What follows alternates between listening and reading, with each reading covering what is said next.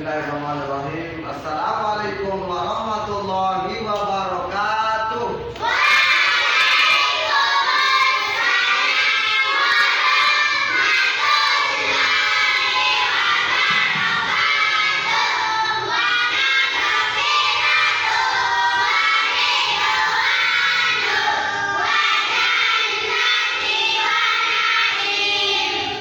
Oke, apa kabar hari ini?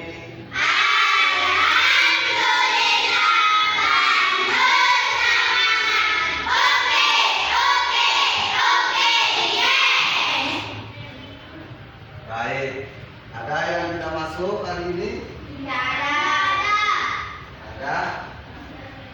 Nah, kalau tidak ada, semuanya masuk ya. Sudah belajar tadi malam? Oke. Sekarang silakan buat kelasnya untuk memimpin doa.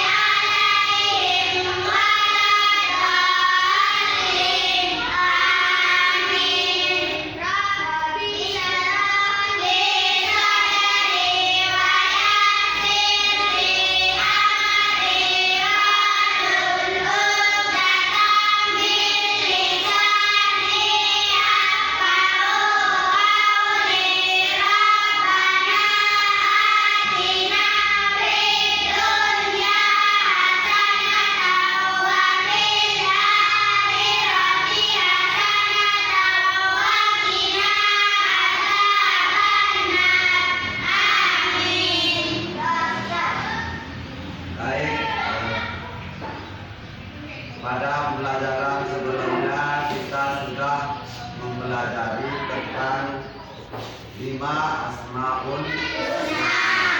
Nah, pelajaran kita pada hari ini yaitu tentang PPRA. Nah, tahu PPRA?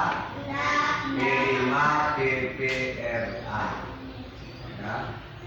P5 PPRA. Di sini Bapak Guru akan menjelaskan tujuan mempelajari PPRA atau P5 PPRA. Profil pelajar rahmatan lil alamin, itu maksudnya PPRA.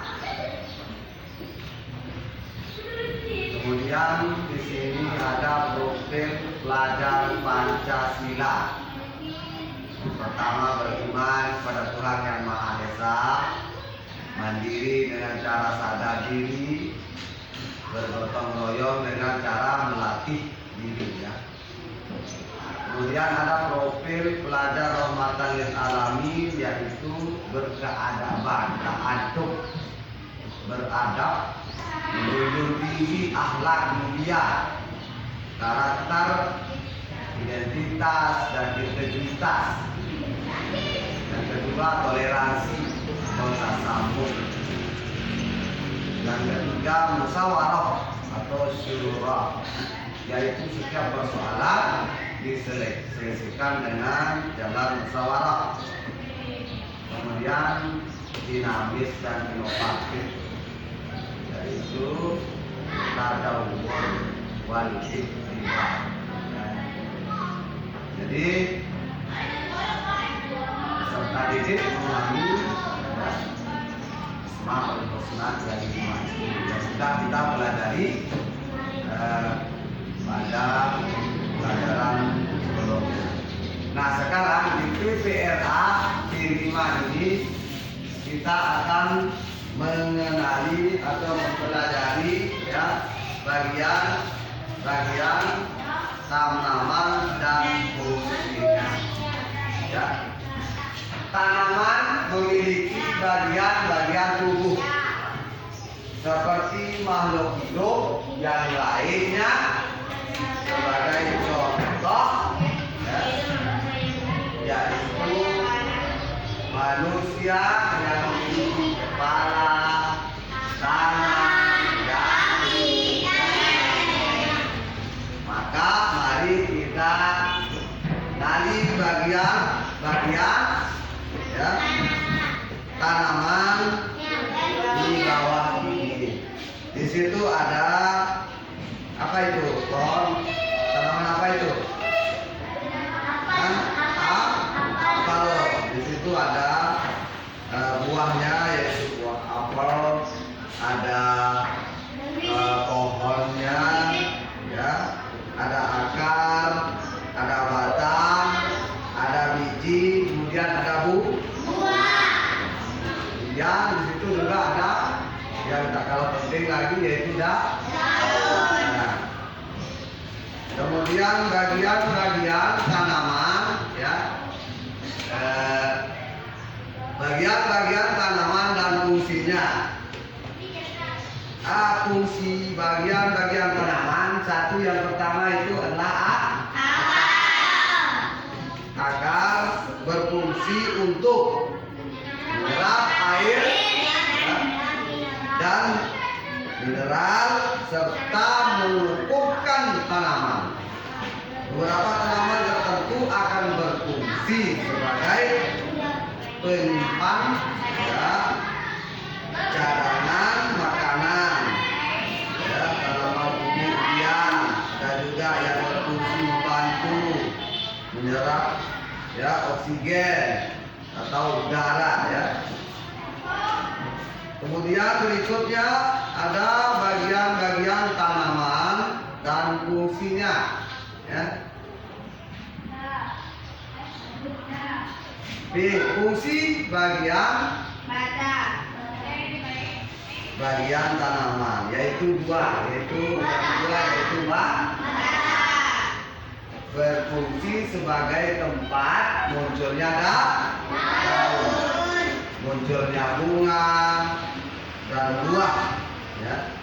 Di samping itu batang juga berfungsi untuk mengedarkan mineral dan air yang diserap akar serta zat makanan hasil fotosintesis ke seluruh bagian tubuh atau bagian tumbuhan, ya. Oke, tapi di sini mungkin ada yang perlu ditanyakan, ya. Kemudian yang ketiga yaitu fungsi bagian tanaman yaitu daun, ya. Daun berfungsi sebagai tempat berlangsungnya proses fotosintesis. Daun juga banyak mengandung zat warna hijau atau klorofil. Daun terdiri atas tangkai daun dan helaian daun. Di samping bagian-bagian tersebut ada beberapa jenis tanaman yang mempunyai pelepah pada daunnya. Di situ ada gambar daun. Yang pertama itu ujung daun, ya. Ujung daun. Kemudian ada helai daun. Kemudian tulang rusuk daun. Ini tulang rusuk ini sama seperti tulang rusuk manusia. Sini ada tulang rusuk manusia. Kalian juga punya. Nah, begitu juga dengan tubuhnya. Ada juga tulang rusuknya. Kemudian ada tulang daun juga ada. Tulang daun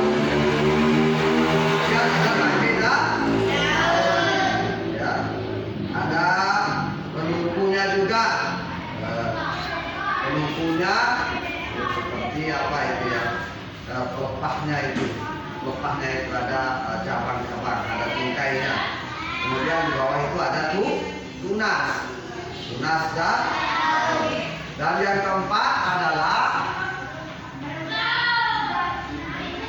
bunga. Yang keempat yaitu bunga.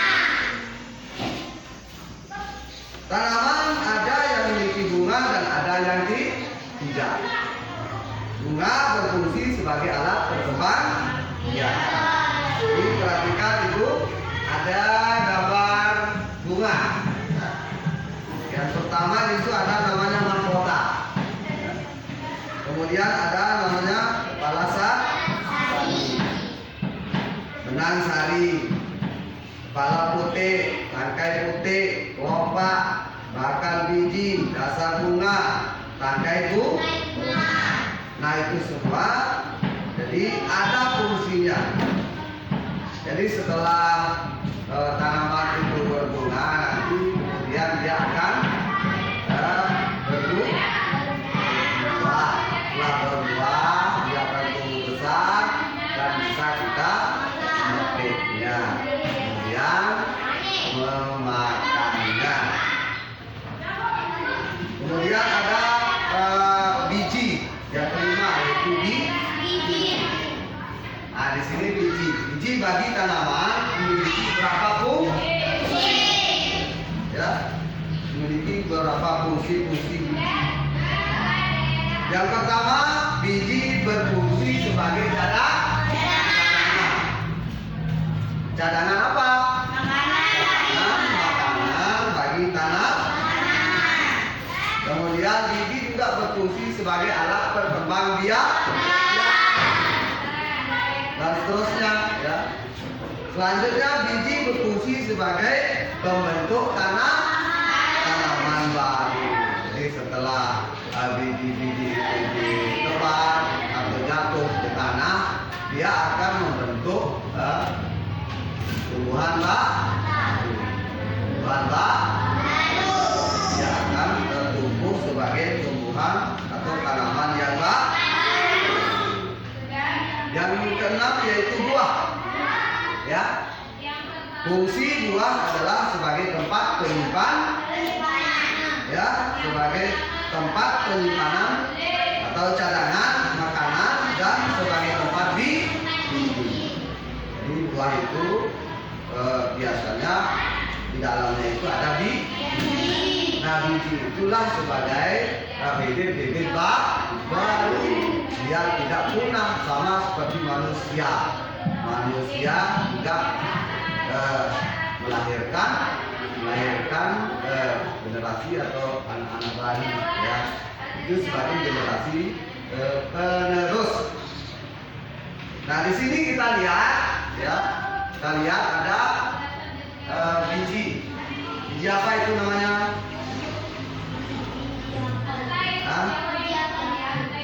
Apa? Biji kepala kapas. Biji kalau di sini ada kulit buah ya, ada tungkai untuk tempat melekat, bergantung pada rantingnya atau dahannya. Ada daging buah, bagian buah yang dapat dimakan. Kemudian ada ada bijinya. Biji bagian tumbuhan yang berada di dalam buah.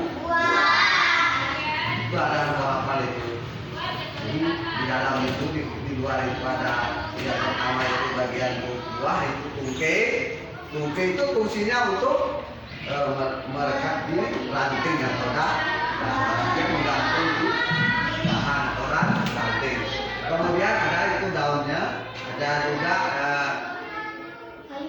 daging buah, kulit buah. Ini mana kulitnya?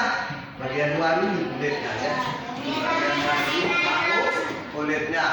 Yang dalam itu namanya dagingnya. Sama seperti kita manusia ada kulit, ya. Ada kulit, ada daging, ada tulang, ya, ada tungkai. Mana tungkainya? Ini tungkainya. Ya.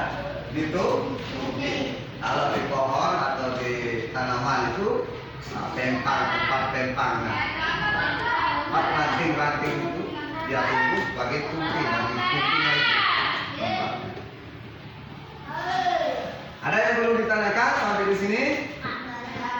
Ya? Tidak ada?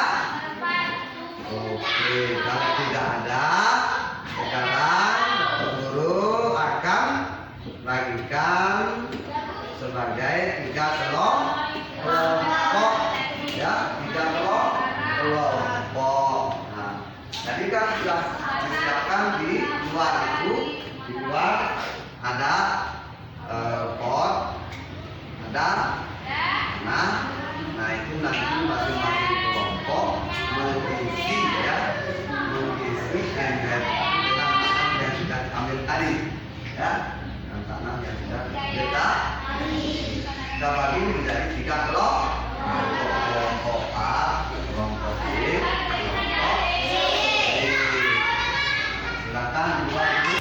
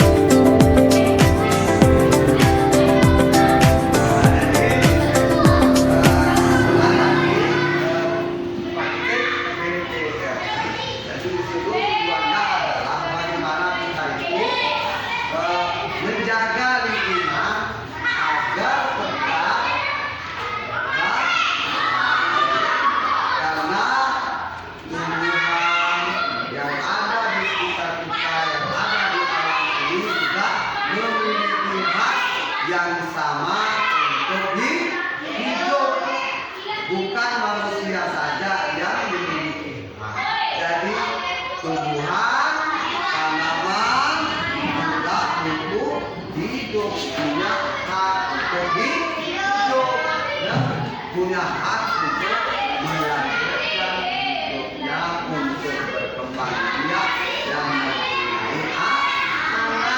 mempunyai bibit-bibit baru yang bisa melanjutkan kehidupan keturunannya. Ya, jadi itu sama juga halnya seperti manusia punya hak juga. Jadi kita itu sebagai manusia juga harus bisa menghargai, ya, mentoleransi terhadap lingkungan kita, termasuk tumbuh-tumbuhan, hewan, tanaman yang ada di sekitar kita. Paham maksudnya? Tadi mengerti? Jadi itu adalah salah satu cara kita mengimplementasikan Asmaul Husna, yaitu mengimplementasikan adab kita, ya, terhadap alam di sekitar kita. Ada yang menanyakan? Ya? Ada? Nah, jadi sampai di sini dulu pelajaran kita pada hari ini, ya. Mudah-mudahan kita diberikan kesehatan, diberikan kesempatan untuk terus belajar dan mempelajari apa yang belum kita pahami dan apa yang belum kita pelajari. Baik, untuk mengakhirinya, marilah kita sama-sama berdoa. Silakan ke kelas untuk berdiri.